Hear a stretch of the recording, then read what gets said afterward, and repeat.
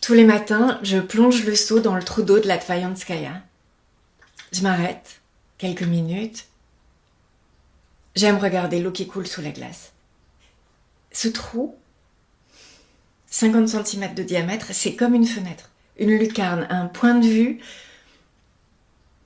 sur le monde d'en dessous, où tout est encore en mouvement, alors qu'en surface, c'est immobile, désespérément statique.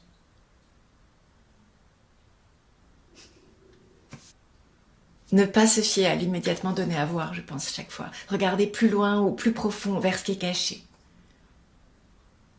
J'admets qu'il y a bien un sens au monde dans lequel nous vivons. Un rythme, une orientation. D'est en ouest, de l'hiver au printemps, de l'aube à la nuit, de la source à la mer, de l'utérus à la lumière. Mais parfois,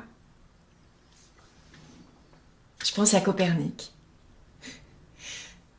au crime de lèse-majesté qu'il a commis à l'époque en affirmant que nous ne tournons pas dans le sens dans lequel nous croyons tourner, que le sens de rotation du monde n'est pas le sens sensible, qu'il est inverse à celui que nous percevons.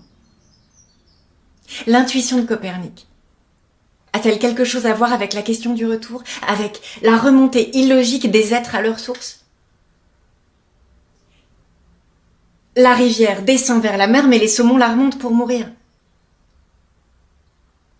La vie pousse à l'extérieur, mais les ours redescendent sous terre pour rêver. Les oies sauvages vivent au sud, mais elles reviennent coloniser les ciels arctiques de leur naissance. Les humains sont sortis des grottes et des bois pour construire des cités, mais certains reviennent sur leurs pas et habitent à nouveau la forêt. Je dis qu'il y a quelque chose d'invisible qui pousse nos vies vers l'inattendu.